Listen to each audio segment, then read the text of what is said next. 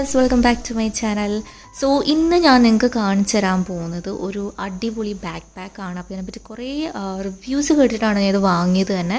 അപ്പോൾ wild ക്രാഫ്റ്റിൻ്റെ Bravo 45 back പാക്കാണ്.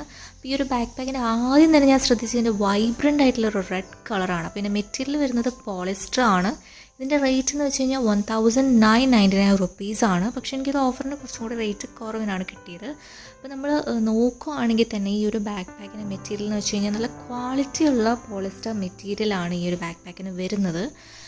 സിപ്പൊക്കെ നോക്കുകയാണെങ്കിലും നല്ല അടിപൊളിയായിട്ടുള്ള സിപ്പാണ്. നല്ല YKK സിപ്പർ ക്ലോഷേഴ്സാണ് ഈ ഒരു ബാഗിന് വരുന്നത് തന്നെ. അപ്പം YKK എന്ന് പറയുമ്പോൾ തന്നെ കുറച്ച് ഡ്യൂറബിൾ ആയിട്ടുള്ള കുറച്ചും കൂടി കാലം നിൽക്കുന്ന ടൈപ്പ് സിപ്പേഴ്സാണ്. പിന്നെ മേലിൽ ഇതിന് 3 കമ്പാർട്ട്മെൻറ്റ്സ് ആണ് വരുന്നത്. കുറേ പോക്കറ്റ്സ്, ഇന്നർ പോക്കറ്റ്സ് തന്നെ ഈ ഒരു കമ്പാർട്ട്മെൻറ്റ്സിനുണ്ട്.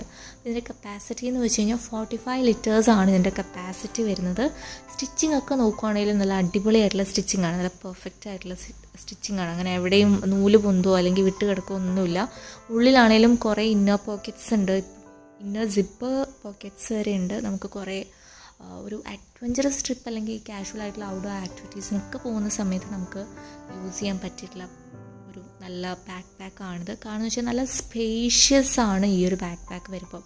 3 കമ്പാർട്ട്മെൻറ്റ്സ് ഉണ്ടെങ്കിലും ആ 3 കമ്പാർട്ട്മെൻറ്റ്സും സ്പേഷ്യസ് ആണ്. ഇതിൻ്റെ ഹാൻഡിൽ എന്ന് വെച്ച് കഴിഞ്ഞാലും ലൈറ്റ് വെയ്റ്റ് ആയിട്ടുള്ള ഒരു പാഡഡ് ഹാൻഡിലാണ് വരുന്നത്. അപ്പോൾ ഏത് നമുക്കിത് എന്താ പറയുക, സ്ട്രാപ്സ് യൂസ് ചെയ്യാം, ഷോൾഡർ സ്ട്രാപ്സ് യൂസ് ചെയ്യാം, അല്ലെങ്കിൽ നമുക്ക് ഹാൻഡിൽ യൂസ് ചെയ്തിട്ട് വേണമെങ്കിൽ നമുക്ക് ഈ ബാഗ് ക്യാരി ചെയ്യാൻ പറ്റും.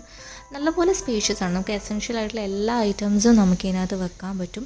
പിന്നെ ഇതിൻ്റെ മറ്റൊരു പ്രത്യേകത എന്ന് വെച്ച് കഴിഞ്ഞാൽ ക്വിക്ക് ആക്സസ് ആയിട്ടുള്ള സൈഡ് പോക്കറ്റ്സ് ആണ്. നമുക്ക് പെട്ടെന്ന് എന്തെങ്കിലും അത്യാവശ്യമായിട്ടുള്ളത് ഗ്രാബ് ചെയ്യണമെങ്കിൽ നമുക്ക് ഈ സൈഡ് പോക്കറ്റ്സ് യൂസ് ചെയ്യാം.